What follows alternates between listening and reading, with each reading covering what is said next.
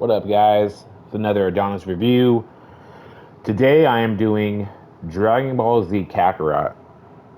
Now, the first thing you might notice is that this footage is actually from Jump Force and not Dragon Ball Z Kakarot. And the reason that is because Dragon Ball Z Kakarot has a fucking, like, ban or restriction that doesn't allow you to use like fucking the game footage that you record for it. Uh, but that's okay because I actually, one of my biggest gripes uh, with that game, is probably better told while using, uh, playing Jump Force, and that is, I guess the best way to start off is that Dragon Ball Z is a game that, always kind of reminds me of Pokemon, is the best way to explain it. It's a game that's, had games for coming out for like 20 years now, right? For forever. And eventually, most people stop playing it because fucking they realize they're just getting fed the same shit over and over again. And the final straw for me was Dragon Ball Z Budokai Tenkaichi 3. Which I actually fucking really enjoyed. I thought that game was fucking sick. It had an amazing roster of characters, like everybody, because that came out like what 2005. But even back then, when that came out, it was already past the Majin Buu saga, and I think it was even past GT. I think Super was the only thing that was really fucking, not out at that time. So you got basically all the characters. And beyond that, you got the fucking the mechanics of fighting were amazing. I love the mechanics that they had. The behind the shoulder, open world, fucking which is exactly how Dragon Ball Z Kakarot is. Which I respect. But the problem is after that came out, every game that came out after that was exactly the same. Just fucking over and over again, you got the same thing. And that wouldn't be so bad, right? If, again, the problem with Pokemon, it evolved with the times. Pokemon, I think we can all agree, is a game that if they went all out, right, and used PS5, Xbox Series X, fucking versions, of graphics of the game, Pokemon would be fucking amazing. I mean, can you just imagine? Even if they had it fucking Pokemon at a fucking Witcher 3 level, like imagine you just walk around the Witcher 3, but you were Ash, catch them, same map and everything, and all the monsters ran into, you can catch them, you can fight the Pokemon, like they were their own characters and shit. Of course, maybe like majority of them have the same moves like Ember and whatnot, so you don't have like a million different moves. But you could easily do that. And they don't. And now we have to give them applause when they come out with like Pokemon Essays or whatever that just came out, because they finally gave us like an open world that you can go around. When it's like that should have been fucking done in Pokemon 3. Yeah, I'm sorry, PlayStation 3, Xbox 360 times. That's when that should have came out. Maybe even before. Fucking the Wii could have made that game. But we have to give them applause because they're doing it fucking now in 2022 when PS5s and Series X's are out. And that's what fucking Dragon Ball Z is doing. Dragon Ball Z does that same shit where their graphics have been subpar, for fucking forever. And the reason I bring up Jump Force is because this is probably the best you're ever going to see this character. I mean, look at fucking Frieza.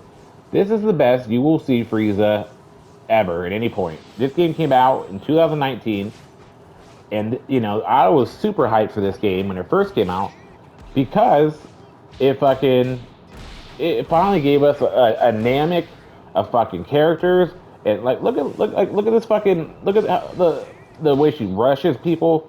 Look at fucking her death beam. The death ball. Like it looks good. It all looks good. And fucking and this is basically and here's the thing: the graphics could be better than this. But this is about what I expect, right? They could make, a real, like, they could make a Goku that's fucking super live action real.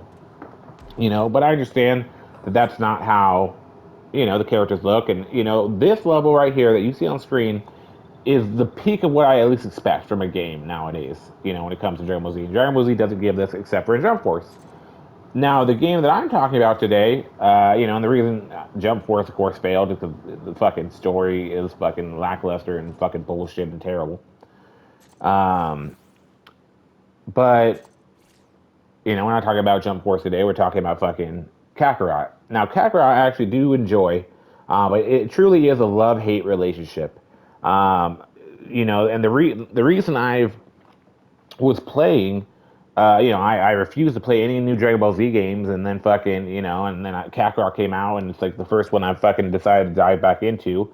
Over 10 years or 15 years of boycotting it is because fucking it's the first one that gave you a change. Just like Pokemon Arceus, it's the first one that gave us an open world for fucking Pokemon.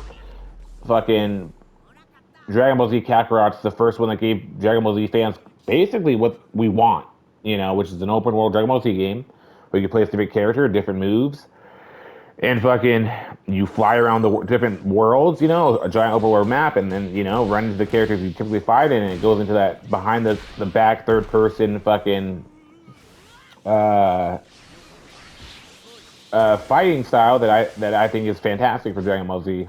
But it also still suffers from the typical fucking Pokemon, fucking standard of shittiness, which is its graphics are not fucking, not even at Jump Force par, which is this right here. What you're seeing here in Jump Force is what I at least expect from it. I at least expect this amount of graphics, and it's not at this. It's at fucking 2000 fucking. It's at PS3 level graphics for Dragon Ball Z Kakarot. And if it was at this level of graphics, that would fix one of the biggest flaws of the game. At least what I expect. It would make that game grow on almost one of the best games. It could be one of the best games out. But the second problem it has, which is also the second part of why Pokemon games are terrible, and that is fucking it has terrible fucking side missions. Dragon Ball Z Kakarot side missions are fucking garbage. They're boring and lackluster, and fucking they're fetch quests where you just fly around and try to pick up fruits and stuff. And and then obviously we just fight kind of the same generic men over and over again. And you just fucking they're randomly in the air and you fight them over and over again. Those are the biggest gripes I have with that game.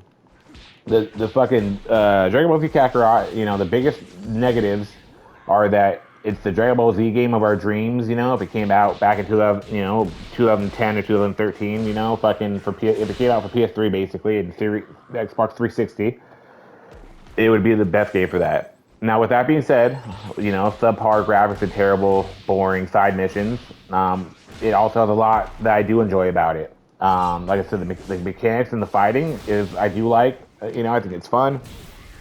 I like the way you fight. I think they've done the story a lot of justice as well. When you think about Dragon Ball Z and the whole story mode, it seems like you can sum it up pretty quickly. Fucking first you fight Raditz, then you fight Vegeta and Nappa, then you go in the Frieza saga, then you go in fucking Cell, and then the androids, and then you go to Majin Buu. So it seems like it's something that can be summed up rather quickly, but it really hits kind of every section of every fight you have. And one of the things I'd say I like the best about it is and something that maybe is just because I haven't played for so long that I'm like I forgot about the just the moves, but it gives me a lot of nostalgia. When you fight people like in the Ginyu Force, people that I haven't played with a long time, but they all have like very specific moves that like I haven't seen in forever. And then when I fucking see them using those moves against me in in the story mode, but I can't play as a character, but like they still took the time to make interesting, diverse moves that if I was using that character, like it would actually be, pretty fucking cool. Like, I respect that. So the things they did right, story mode is well done, and it is You know, it hits home every second, and it's cool going through this giant open world, flying around at full speeds, and having very good control of your flying motions, and I really appreciate that. Another thing that is probably a love hate when people talk about that game is is uh is the RPG aspect of it. They have kind of made it into an RPG focused sort of game where you have to kind of level up, and as you level up, you can get new moves and power up your moves and become stronger and shit, which is kind of a negative and a positive. It's hard to explain, but I kind of like it and don't like it. What I do like about it is that it kind of gives you something to look forward to. I like the fact that you can that you fucking have something to kind of look forward to. You have a new move, and then when you get that move, you power it up. You become stronger and more efficient at killing, and it kind of gives you some excitement. Especially when you get those bigger moves that you're excited to see, or especially one of the coolest thing is kind of like when you get to power up and be able to become Super Saiyans, and and you're able to boost that energy, and the way your fighting motions kind of look when you turn into that Super Saiyan or Super Saiyan 3 or whatever. That is pretty cool, and it kind of gives you a boost of energy. But at the same time, the grind to kind of get there, since the game's backstory assignments are so boring and fucking redundant, it's like a chore to kind of get to it. But once you finally get those moves, it's like exciting, because you earn those moves. So it is a love hate. So end all be all, again, I think Dragon Ball Z Kakarot is a game if you're a Dragon Ball fan and you have held off because they have been shoveling the same shit down your mouth for years and you refuse to play new games because of that, but you're a fan. I think it is a game that you'll appreciate and you will love, that it is a fun game, right? And you get a lot of time out of it. It's probably like a 30 to 50 hour game, depending on how hard you go into the side missions. But that doesn't mean there's not a lot of boring and unsmooth edges with it. With its lackluster graphics that don't hold up to Jump Force, which is again the bare minimum of what I'm asking for here. And it's just not trying hard side missions or even array of fucking characters that you fight. While just wandering around the world. It's always like fucking R&R robots and fucking what are they, Cybermen or whatever. And eventually that gets fucking old. But it's still worth playing if you're a fan of Dragon Ball Z. I think I got it on sale. The whole deluxe version and everything was on sale, fucking for $20. With all the DLC. They do have DLC for it too, where they have it's mainly the movies. I think the new super movies. You can play as fucking the God of Destruction. That story mode, and then Frieza, the Golden Frieza. Which added probably a few extra 3 to 4 hours per story mode, so maybe like 10 hours, 12 hours all in total. So that's also nice. So getting all of it for $20, I think is a great deal. I respect that, but typically it's hard to find it for that price. I've seen it a lot of times for fucking like, for like $40. It's pretty typical, and I don't think it's worth $40. I think it's just too much. Especially since it's been out for a little bit now. That should always be around $30 minimum. So I'd say $30 is probably the most I'd pay for it. $20 for that. $20 alone is a great deal for it. If you have the deluxe version, if you're paying for it for just the game, $20 is probably the most fair price, I would imagine. But if I would say what I think it should be worth, if you're not a huge Dragon Ball Z fan, but you still want to try for, I don't know, whatever reason you might want to do, because it's cool to be Goku and just fly around in the world, maybe like $15 is what I'd wait to pay for it. Maybe 10. I don't know. I mean, I don't know why you buy it if you weren't that a fan at all. So just keep that in mind. That helps you kind of understand Dragon Ball Z Kakarot and helps you figure out if it's worth it for you. Like I said, I don't want you to think it's a completely terrible game. It is fun, flying around an open world, being Goku or Piccolo or Vegeta and fucking, and just fucking, it really shows you like how your power fucking exist in this world that you fucking could just fly fucking across in a second, you know, and just fly through mountains, you know, like they're nothing. But again, just like the Pokemon, you know, when you play Pokemon games nowadays, and you're like, you know, like maybe you have fun, but you know it's not what they, you know, it's not, you know, it's not the best that they can give you, and that still upsets you. That's how that game is. It's a game that you should get, but fucking do be aware that they haven't done justice to where it needs to be done. Anyways, hope that helps. Later, guys.